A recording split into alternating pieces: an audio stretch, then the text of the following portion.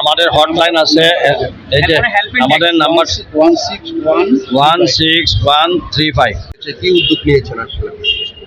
মানে সরকারের পক্ষ থেকে মানে যেগুলা বাতিল হয়েছে, আমরা কালকে রাত্রি পর্যন্ত এদেরকে প্রথমে তাদেরকে থাকার ব্যবস্থা করেছি। তারা যারা যে গন্তব্যস্থলে যাওয়ার তাদের জন্য আমরা গাড়ি ব্যবহার দিয়ে দিয়েছি। মানে অ্যাকোমোডেশনের যা আছে ফেসিলিটি, আদার ইনফরমেশন যেগুলো আছে সেগুলা লিখের জন্য আমরা তাদের কন্ট্যাক্ট নাম্বার দিয়েছি। কনসার্ন অফিসার অকল মনিটরিং করতেছেন, এবং এও বলছি যে কোনো কিছু হলে আপনারা টেলিভিশনের স্ক্রলে দেখবেন আমাদের অ্যানাউন্সমেন্ট, ঘন্টায় ঘন্টায় অ্যানাউন্সমেন্ট চলছে। তো কাজে এইটুকু যতটুকু করা আমরা মাননীয় মন্ত্রী বলবেন সারা জাতি, আমরা তো এটা তো বলে আমাদের ওনারা যেভাবে পরিবার পরিজন, আমরাও তো রাষ্ট্রের দায়িত্ব নিয়ে আমরা চিন্তায় আছি আমাদের নাগরিকরা কিভাবে এখানে আছে। ওই জন্য আমাদের প্রত্যেক রাষ্ট্রদূতের সঙ্গে আমাদের কন্টিনিউয়াস যোগাযোগ হচ্ছে, সেল গঠন করা হচ্ছে, যেখানে যেটা ইনফরমেশন পাচ্ছি আমরা সার্বক্ষণিকভাবে সেই ব্যবস্থা।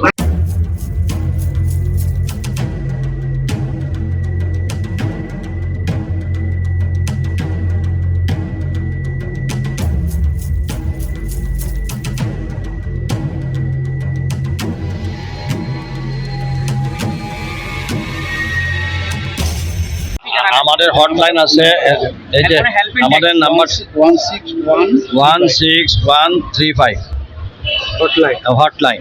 এবং আমরা শুধু প্রবাসী কল্যাণ মন্ত্রণালয়, সিভিল এভিয়েশন, পররাষ্ট্র মন্ত্রণালয় প্রত্যেকেই আমাদের যার ডেস্ক থেকে দেওয়া হচ্ছে। আপনি যে বললেন আপনি সোশ্যাল মিডিয়া, ইলেকট্রনিক মিডিয়া, আপনি কতক্ষণ খবর কল দেখেন, আমরা বারবার অ্যানাউন্সমেন্ট করতেছি।